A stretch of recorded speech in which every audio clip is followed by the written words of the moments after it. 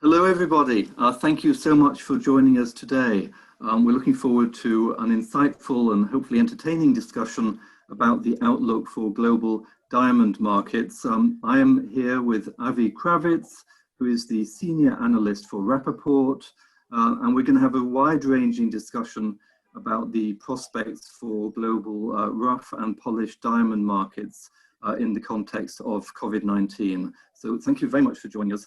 We do invite questions, so if you have questions, please do submit them on the Q&A panel, and we will get around to a Q&A a bit later, and we'll make the session very interactive. Avi, welcome. Glad to have you with us today. Thank you, David. Thanks for inviting me. It's great to be here. Avi is broadcasting from Israel, and I'm here in southern England in Hampshire today. So Avi, just to kick off, could you give us a bit of historical context? COVID-19, what impact has it had so far, would you say, on global diamond markets?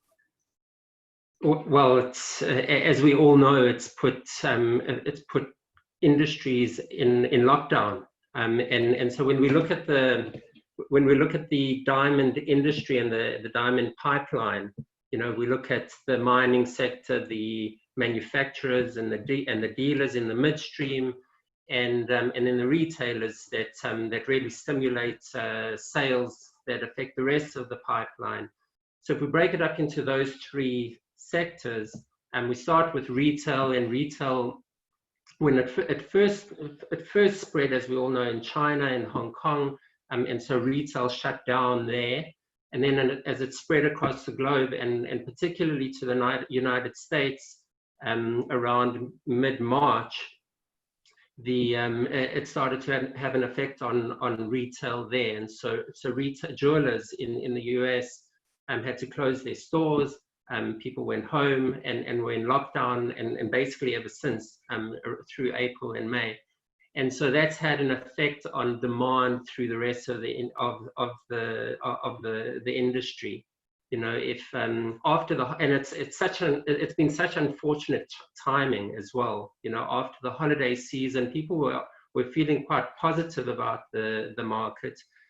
There was a good holiday season in the United States, and there was this expectation that retailers would come back to the market to buy polished diamonds and to refill inventory that they had sold through the holiday season, which usually happens in the first quarter, and that didn't happen this year.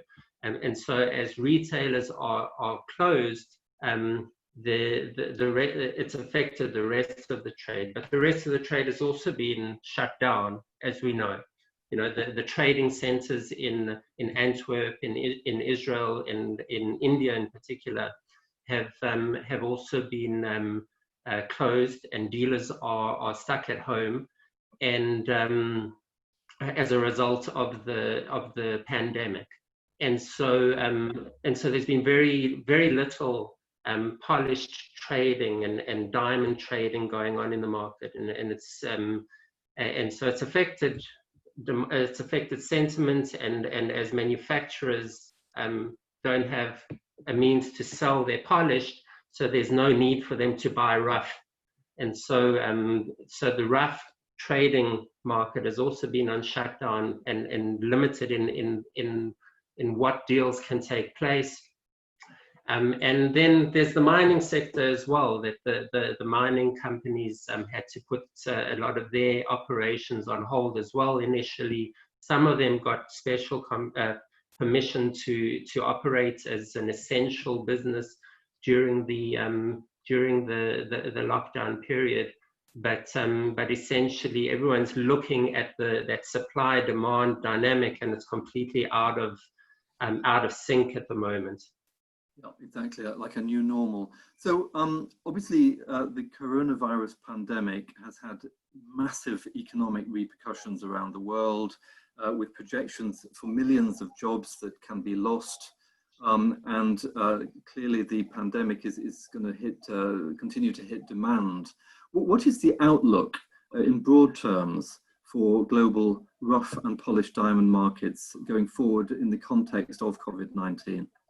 Yeah, it's such a difficult question, and you know, you really need a crystal ball, because that's what's so unique about this crisis, is that in previous economic crises there has been a downturn, but markets have continued to function.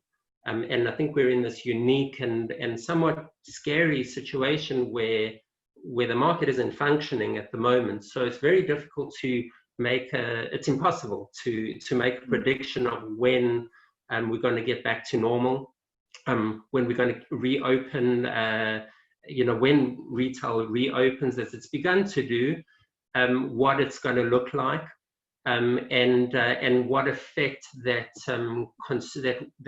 weak consumer sentiment is going to have on the rest of the pipeline. Do you see a sort of a possible divergence between the outlook for the East, or China, if you like, and the West? Because there have been some early reports that as China came out of lockdown, there was quite brisk revenge shopping for luxury goods in Shanghai, for example. And yet in the West, the picture is clearly one of rising joblessness. I mean, did you see a different outlook for China versus the West, or in regard to diamond jewellery demand? Yeah, we did have those reports of a pent-up demand for luxury. I wouldn't get overly excited about that. I think we need to put it in perspective. It's it's still showing. The initial reports that we're getting from companies like jewelry companies like Chow Tai Fook and Luke Fook that are prominent in China and Hong Kong are showing 50% declines in their retail sales. But I think it is encouraging how quickly China seems to be returning to activity. And particularly in terms of we're not hearing the same. Maybe it's because there's less information that comes out of China, but we're not hearing the same levels of unemployment that we're seeing at the moment in the United States. We also got to bear in mind that China is a bit ahead of the curve in terms of its having to deal with the pandemic. It's about is part of the problem here trying to assess whether or not we could have a sort of a rapid bounce back or V-shaped recovery in demand, as opposed to, if you like, a really very prolonged downturn in demand for diamond jewellery? Yeah, I don't expect a V-shaped recovery. I kind of enjoy these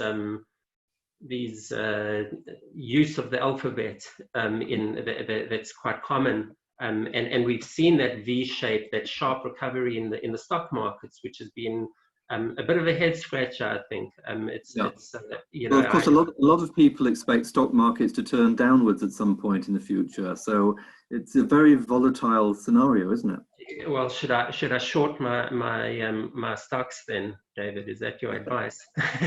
Well, I'm saying what a lot of people are saying. A lot of gold commentators are particularly puzzled by the upturn in stock markets. I guess we'll wait and see how they perform.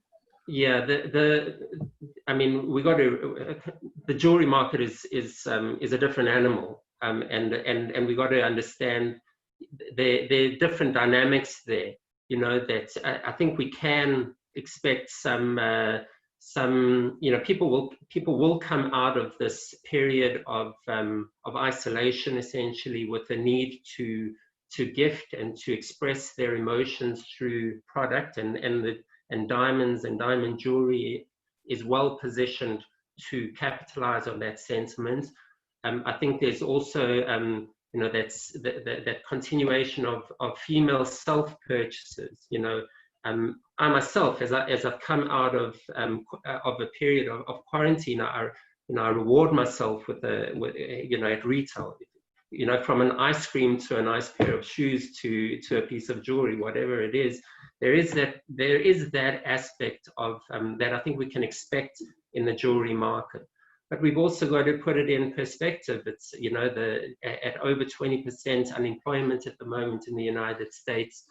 People have priorities, and they're going to cut back on their discretionary spending, at least in the short term. So I think it would be very, I wouldn't expect a V-shaped recovery. I like the idea of a Nike swoosh. What's swoosh? That's more of a shape of the recovery that we've seen, this sort of sharp downturn, but more of a flat upward trending improvement as we move ahead. You're seeing a sort of a near-term shrinkage in global diamond and diamond jewelry markets, aren't you? And then the recovery hopefully would come later. Yeah, I mean, 2020 is a difficult year, and we can't expect the same level of consumer spending on discretionary items as we did last year, and so I do expect that jewelry sales will drop, and I can't say how much, or to what extent, but this is the reality. That and so the rest of the industry and the rest of the distribution chain is going to need, or is already finding its balance and finding realigning itself with that lower level of demand. And we see that already with, from the mining companies lowering their production plans, influencing the rest of the pipeline. Let me ask you now a little bit about the detail of the diamond market. I mean, turning firstly to the polished market, Indian manufacturing is slowly reopening, really at a very modest level, I understand, at the moment. The Indian diamond manufacturers voluntarily, from the 1st of June, are suspending for 1 month imports of rough diamonds into India. Do you have any intel about how that is panning out? I mean, are they adhering to this or not? I mean, and presumably, if the Indian manufacturers do suspend imports of rough diamonds, that potentially can reduce a supply overhang of polished diamonds in India. Yeah, I mean, the idea is to minimize the build up of inventory. If they're not selling their polished, they don't want to bring in more rough.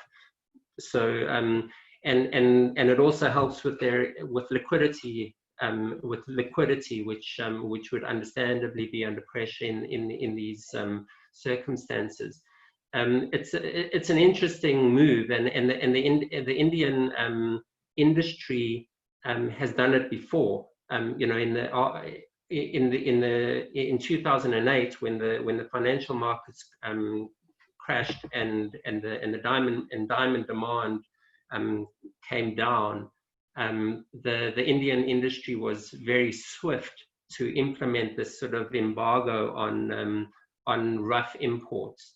And this time it's a different, and it was very effective for them.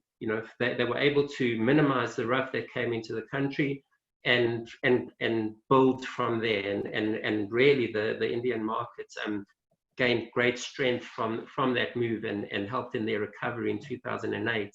I think we're in a different scenario today, initially they called for this voluntary ban of rough imports to begin in mid-May for 1 month, and they postponed that to June 1st. From what I understand, the update that we got last week was that it was still on, but it's really up to individual companies to enforce it. The leadership in India is they're not going to police it, and I don't think it's necessary to police it either, because I think the demand for rough at the moment is so low that's the first thing. It's not easy to actually hold a rough sale physically at the moment, and we can talk about that if you like.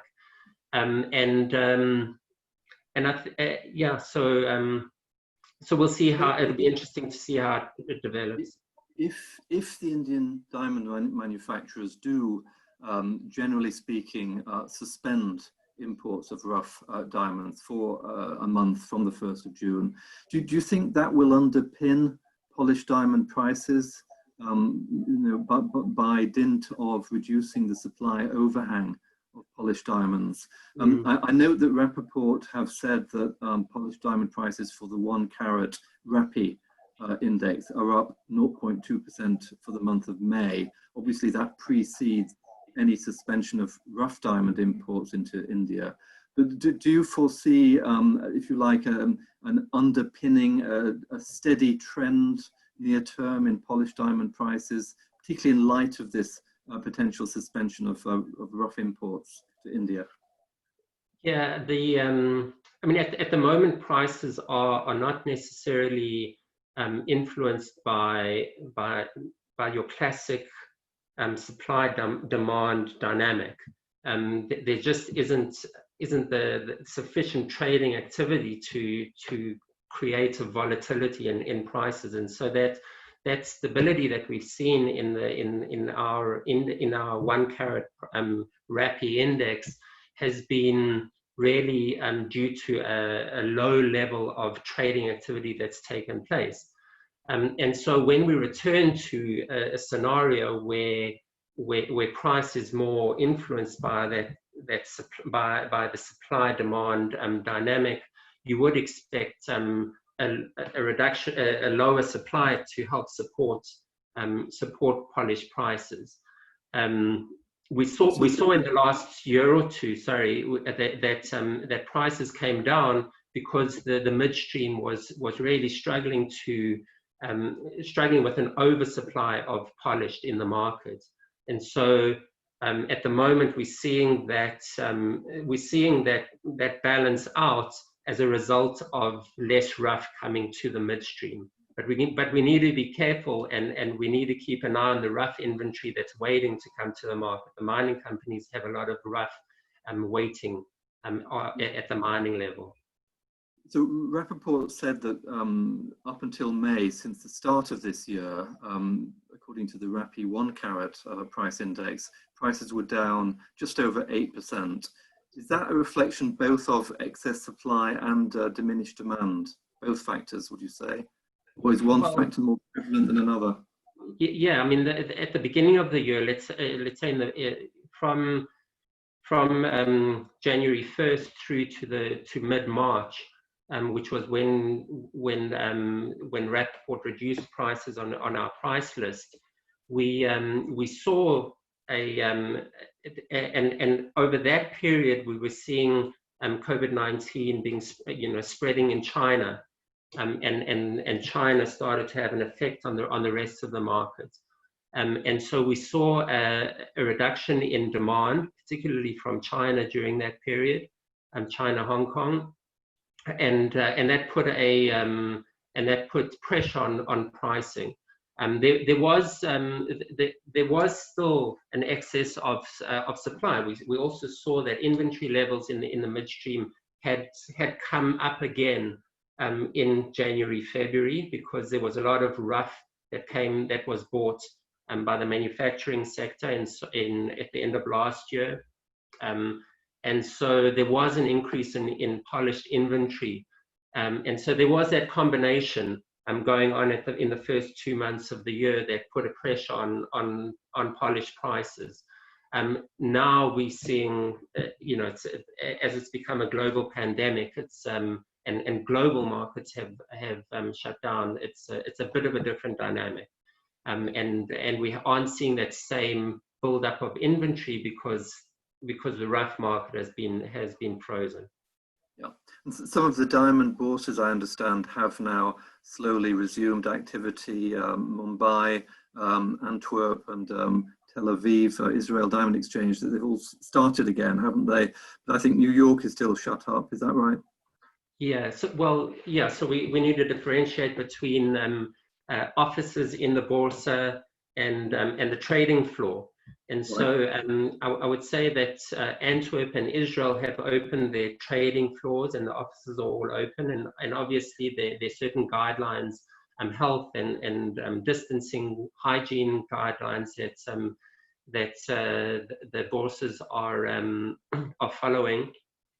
In Mumbai, it's on a lower capacity. I understand that officers in the Bharat Diamond Bourse are allowed 10% of their workforce to facilitate any exports that need to go out.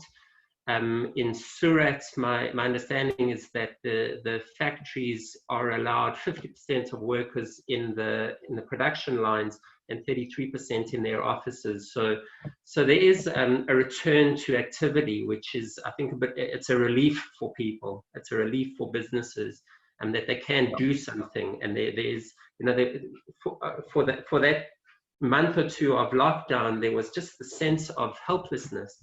And that was the most frustrating thing, I think, for people. So at least now there's some return to being able to do something, even if it's at a lower capacity. New York offices, at least until a week ago, on 47th Street, dealers, I know dealers who were going into the office, but the Diamond Dealers Club is still closed. I think with the unfortunate events that are happening in the US at the moment, and in New York as well, in Manhattan, that I would imagine that dealers are not going into the offices at the moment. But in principle, they're trying. They're there. So turning to the rough market, what can you tell us about mining activity now? I mean, are the mines in the key production centers slowly reopening in Southern Africa, Russia, and Canada, for example?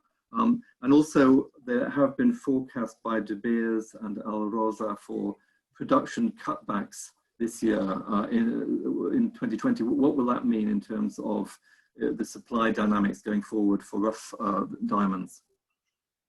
Yeah, so to answer your first question, the mining activity, I understand, is back operating.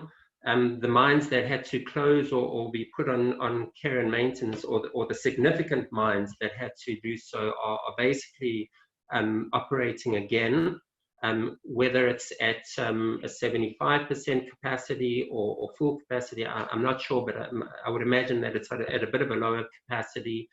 So certainly in Botswana and the main mines in South Africa are operating. Russia has continued to operate throughout, for the most part, I think, and they're, I believe they are operating again, and similarly for most of the mines in Canada. As a result of the lockdown period, and also I think more correctly to say, as a result of a reduction in demand, the major mining companies have restated their guidance for the year, for 2020.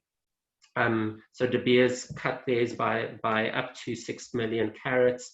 Al Rosa made a similar sort of reduction compared to their previous plan, and interestingly, Rio Tinto actually hasn't. They've kept their guidance in place, mainly coming from the Argyle mine, which is going to close at the end of this year. But I mean, we see. I think that from my calculations, sort of a back of the envelope type of calculation, I see about it, 28 to 30% decline in production volume this year, and that'll bring us to a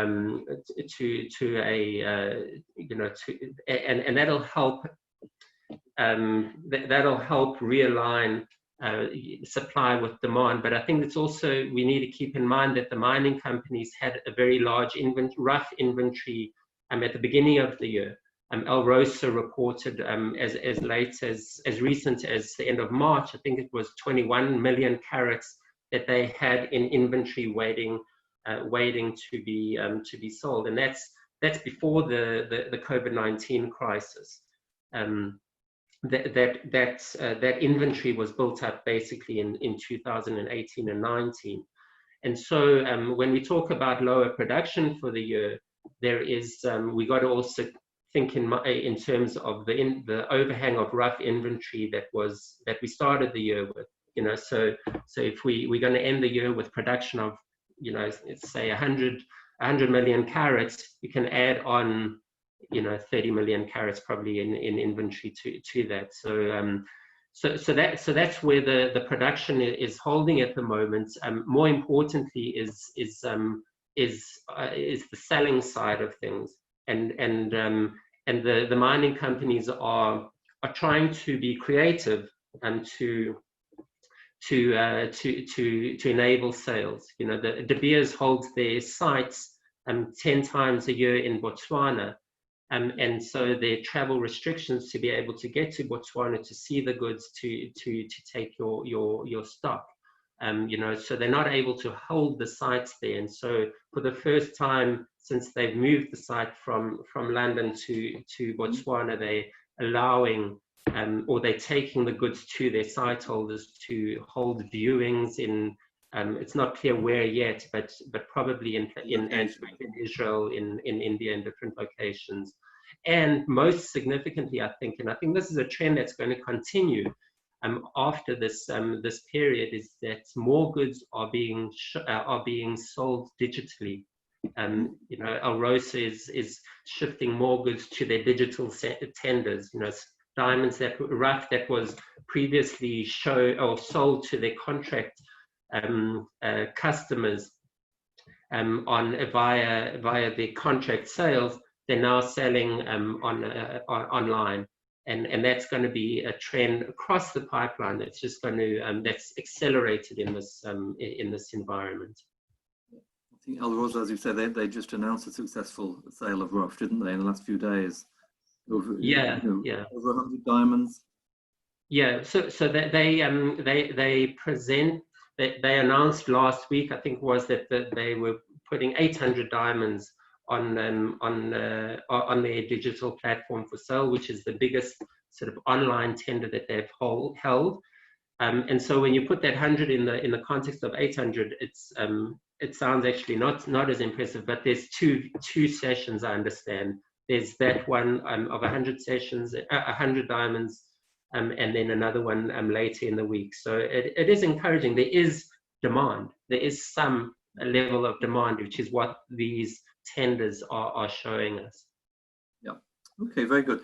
Let's move on to one of the other big issues in the diamond world of the last few months, which was a big row that erupted in the springtime after Rapaport announced a 7% drop in diamond prices. It seemed as though a lot of Diamantaires were in complete denial over this at the time, and there were calls by some parties even to boycott the Rapaport pricing system. There were calls for establishment of alternative pricing mechanisms. We've seen efforts like Get Diamonds arise, and we have an online platform in the UK called Nivoda. With regard to this row, firstly, what is Rapaport's position vis-a-vis the price announcement in March? Why do you think so many people were upset over that announcement? And what is Rapaport's position with regard to that price announcement in March? Yeah, it's an interesting choice of words. It's a row. We're not fighting with anyone. We're providing a service that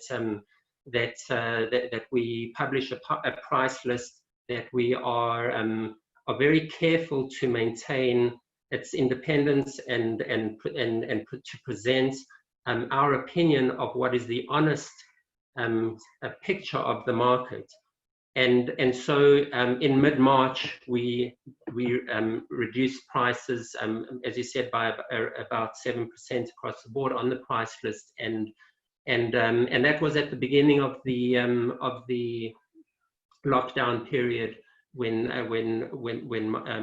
markets were declining, and that reflected, as I said earlier, it reflected what we saw. On both the supply and the demand side, that was affecting prices on our RapNet trading platform. Prices on RapNet provide a very strong indicator of what's happening in the market, and we use that as one of the tools, along with the market intelligence that we gather, and various other factors that go into the decision of whether to change the price list or not. So the reaction to that was firstly understandable, because people are having to deal with a very difficult situation at the moment.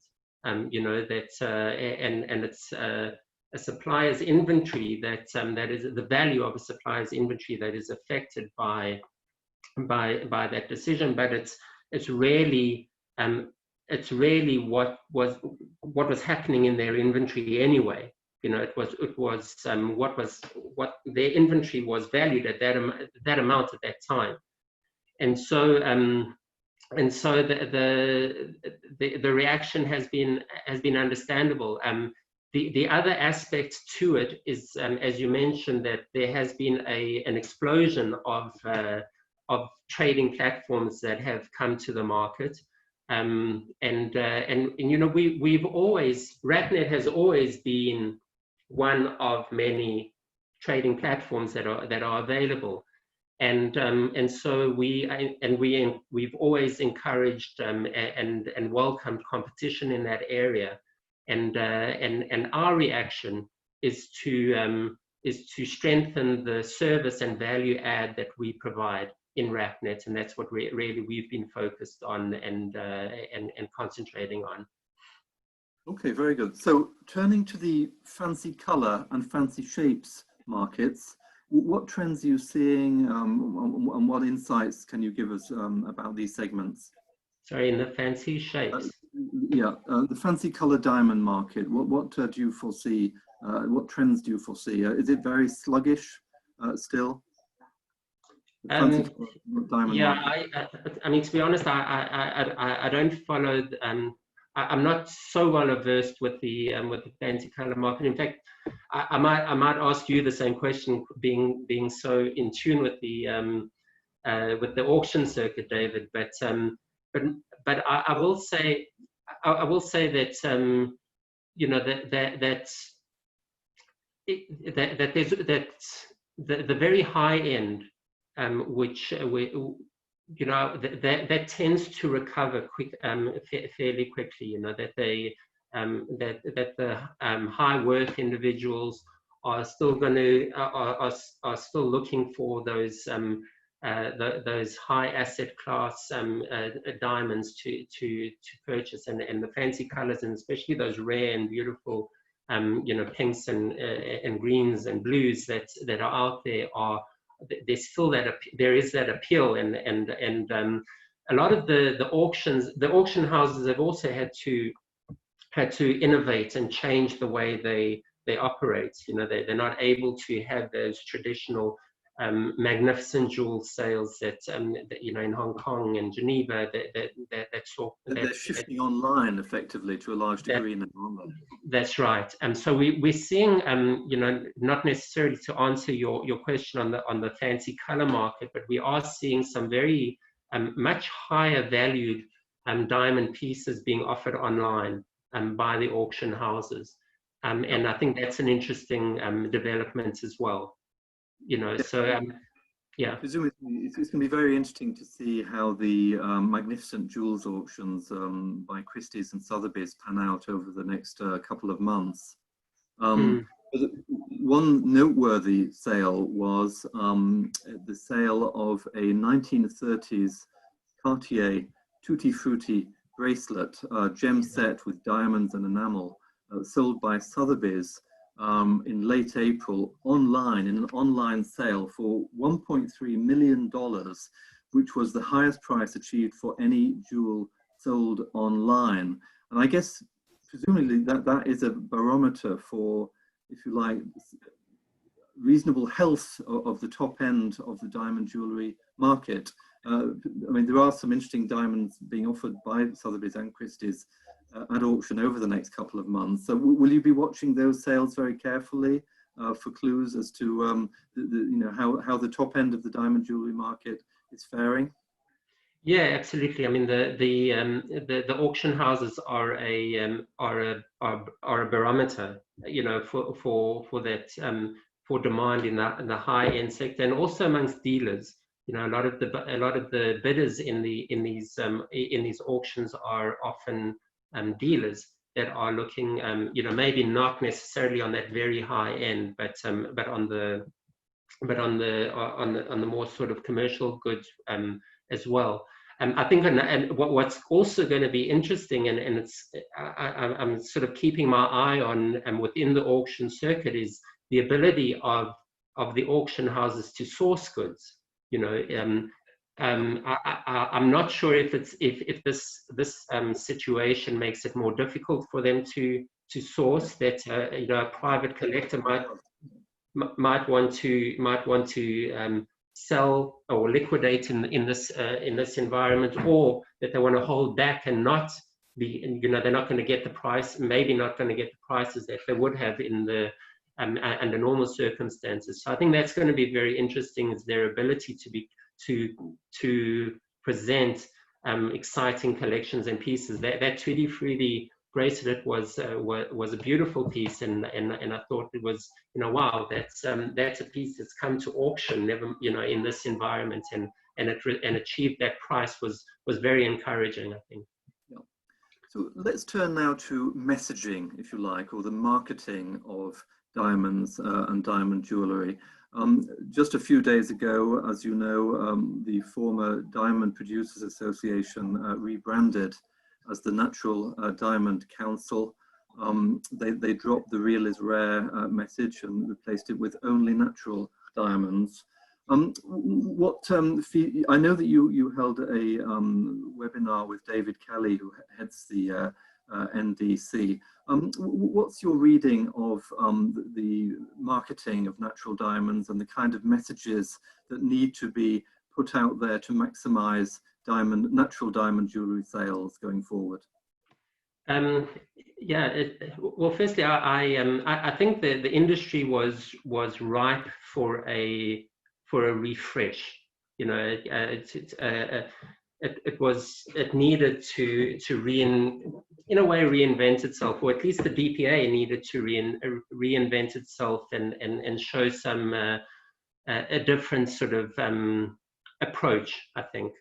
I think what the main point that I'm taking from their announcement, and also my conversation with David Kelly, is that they're positioning themselves as a publisher of content, basically, and that's really their focus. You know, that they're also an advertiser, which is what they've been.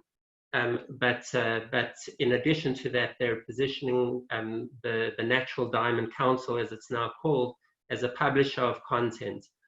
And I think you know, if you speak to the old school diamond member of the diamond industry, they might look at that with a bit of skepticism. You know, there is, you know, it's a very traditional and kind of set in its way industry in some sectors, and I think particularly amongst the dealers and amongst the midstream. And so there's always been this sort of call for generic advertising, and just the term is unappealing, I think. You know, it's too generic, you know, but when they think of that, sorry. There is a sense that the slogans used so many decades ago by De Beers are now outdated, which was a message that came across from the NDC's briefing to the United States, which I listened to a few days ago. One question about this, though, Avi, which I found interesting. The impression I have that the NDC sees competition with alternative luxury goods as being the main focus, rather than competition with lab-grown diamonds. I mean, what's your take on that? I think they're correct, because I don't think, you know, David Kelly made the point that the industry's been sort of too focused on the threat of synthetic diamonds, and it's rather than just concentrating on the opportunity for natural diamonds, and that's, in his words, that's the approach now, is to focus on the opportunities that we have. And where's the opportunity? The truth is, that synthetics is not a competitor in the luxury space. It's a competitor perhaps on the more affordable jewelry pieces. Some might argue potentially within the bridal market, which is when we got to take note of. But it seems that the NDC is intent on positioning us within the luxury market, which is, natural diamonds is a luxury product, and I would agree with that approach, and so we've seen how strongly the luxury market has grown in the last decade, and how diamond jewelry has kind of lagged in its growth in that avenue, and so it's really all about engaging with consumers in an interesting and approachable way, and I think that's their intention with their publishing platforms, that they want to put out fun, young, sexy, feminine content that increases, in their words, increases the desirability of diamond jewelry. They clearly do seem to be looking to attract the younger consumer as a priority, don't they? The millennial consumers, I think, are important for them. Yeah, they have to, because the millennial consumer is firstly, it's our core engagement ring customer. It's also that's where those are your biggest earners today. That's your or at least where your biggest growth in earning potential lies. I think at some point soon we'll have to start looking at the next generation, Gen Z. But I also think, okay, so the message is focused or targeting millennials, but everyone relates to that font. Everyone relates to that color scheme, and everyone relates to that advertising campaign or whatever it is that they're putting together. And whether it's targeted at millennials, as a Gen Xer, I'm still going to relate to it, because I'm also on Instagram, and I'm also looking at Twitter and various platforms where I'm engaged in that conversation as well, no matter what generation it is. So the demographic is broader than the millennial target that they but the feel is young. That's the idea. I think people relate to younger messaging as long as it's sophisticated and beautifully presented. It doesn't, they prefer that young. And I think it's so important.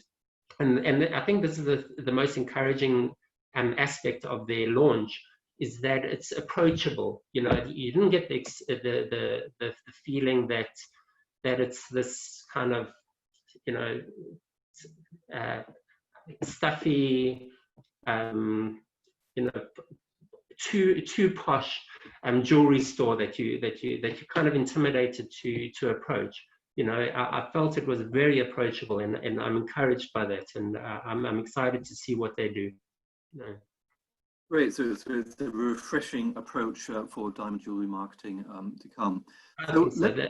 Sorry, just one more point. Their advertising campaign will be in the fourth quarter, and it'll be interesting to see how they approach that. I kind of hope that we don't have this kind of whispery, what do you call it, a voiceover, as we've seen in the past by many jewelry advertising. I hope it's really more dynamic and creative than that.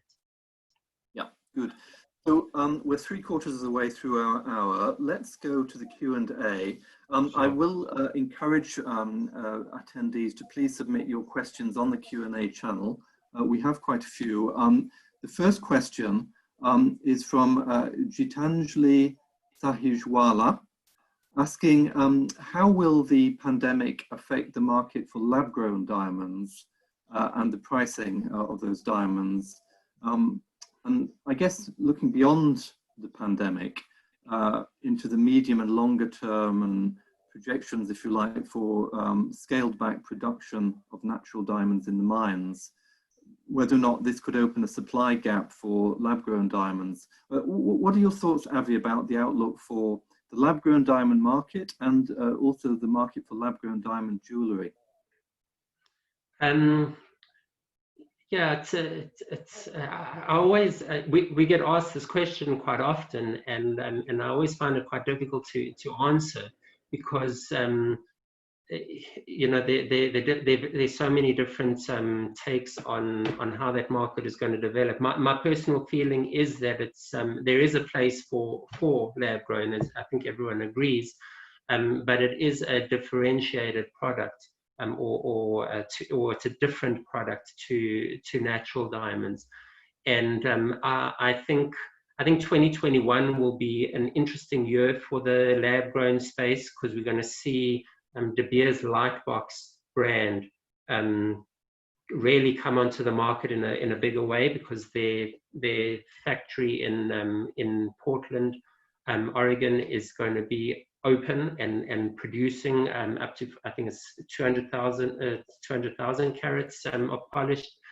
And so it'll be an interesting year next year for the lab grown market. The question is if that increase in supply will affect pricing. I think it will I think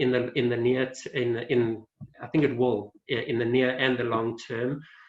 In terms of the pandemic and how lab grown is performing, I don't have any data to back me up, but just on a sort of philosophical level, I would imagine that there is some demand for more affordable items, and maybe the lab grown space can capitalize on that. But I also agree with what the NDC and De Beers and others are saying, that really when people come out of this crisis, or even at the moment while we're dealing with the crisis, that people are looking for those meaningful symbols of their emotions, and the natural diamond industry is better positioned, or is perfectly positioned to capitalize on that, where the lab grown space is not necessarily. Okay, just one last quick comment on lab grown from Gabrielle Holstenson from the retail sector, who says that she has been selling luxury for years. She's only personally seen one inquiry for lab grown in that time. She wonders, is it the younger market that would be the key market for lab grown diamond jewellery? Yeah. I mean, it depends who you ask. I think, you know, De Beers is positioning it as that. You know, they're positioning Lightbox as your first you know, diamond, your first jewelry purchase in a way, and something to have a lot of fun with and use in fashion jewelry, as one might with you know, with Pandora type of jewelry. You know, others are trying to position others are trying to build brands with their lab grown jewelry, and targeting a higher value sort of audience. And so I think there's you know, in terms of demographics, it's across the board, but I think people, for certain purchases, and I think and I'm quite confident, particularly in bridal, that people want that natural. People want a natural diamond, and as a symbol of what they're embarking on. Okay, we've talked a lot about the impact of the coronavirus pandemic on the market. So there is a question from an anonymous attendee. What is your medium to longer term outlook for diamond markets? That's both rough and polished. Obviously, on the rough side, we've got some expected mining closures. So you talked about Rio Tinto Argyle mine set to close at some point over the next couple of years. What will that add up to in terms of the longer term pricing of rough diamonds and also polished diamonds? Yeah, so the long-term outlook from the mining sector is that global production appears to have peaked. 2017 or 2018 were sort of peak years, and this year is setting a new normal of production level. I think that's going to persist for some time. And we're not seeing major mines come to the markets or being discovered at the moment. And so long term, one would expect that production levels are going to be stable. I think at least for 5 years or so, and perhaps throughout the decade, but start to decline. We're not going to reach the same production levels. And on the demand side, looking long term, there are some very encouraging markets that we can look at. China is still growing. India is the next China in terms of diamond jewelry demand, and that's going to be a big market. And I also would never, in this COVID-19 situation, I would never bet against the US consumer. That the consumer in the United States, despite everything that they're dealing with at the moment, is very resilient, and it's a wonderfully consumer-oriented economy, and so demand is going to be there, and it's up to the industry really to ensure that we maintain that. Again, I don't want to sound like a spokesperson for the NBC. But it's up to the industry to maintain the desirability of diamonds. Okay. Interesting question from Parish, who refers to the impact, if you like, of the very high gold price and how that may pertain to the combination of gold and diamonds and also silver and diamonds. I mean, gold prices have hit more than 7.5-year highs recently. A lot of that due to the impact of COVID-19 and the flight of investor funds to gold as a safe haven. And it's kind of made gold prices out of reach for many. And at a time of reduced disposable income for many, Parish is asking whether or not you foresee combinations of silver with diamonds. Just because gold is so expensive, are we going to see designs combining silver and diamonds going forward? Sure. I haven't considered that. I do think that there's going to be, in times of crisis, people innovate, and people it brings out the creativity in people, and so I think we are going to be seeing designers and jewelry collections that are a bit out of the box, and that differentiate themselves from the rest, and so I can't say that it's a trend that I'm seeing, but I'll look out for it for sure. It does make sense that there would be a focus on lower value metals, but I think really from a design point of view, they want. I'm not sure if the cost of the metal is as much of a factor as the presentation at the end of the day. There's still a need and a desire for a beautifully crafted piece that is aesthetically beautiful as well, and so whether they use silver, gold, or platinum, I think that's more of the consideration at the moment, but I may be wrong. It's my personal opinion. Another question from an anonymous attendee who asks, if prices of diamonds fall, do you think miners will continue to mine diamonds? It's a very relevant question, because for companies that have for mining companies that have one asset, one mine that they're operating, they're looking at the average price of diamonds that come from that mine, and there's a certain threshold that they would need to consider whether to determine whether the mine is economically viable or not. And so for many of the smaller companies with smaller operations, they've crossed that threshold, and some of the mines that were forced onto care and maintenance over this lockdown period are not going to come back on stream unless rough prices increase considerably.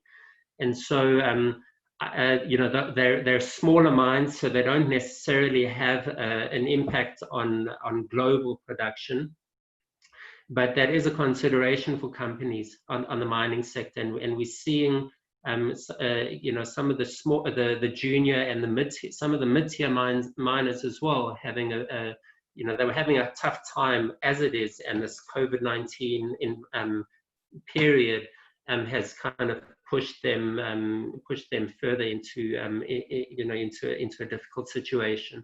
So it's a very relevant question, and rough prices would need to come back quite considerably before they can restart some of those mines.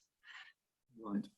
Well, we've come up to our hour. I'd just like to thank you so much, Avi, for joining us today and giving us your insights. We really appreciate it. And it's been a very wide-ranging discussion covering rough and polished diamonds, the history and the outlook as well. And I hope it's been useful for the audience who've joined us today.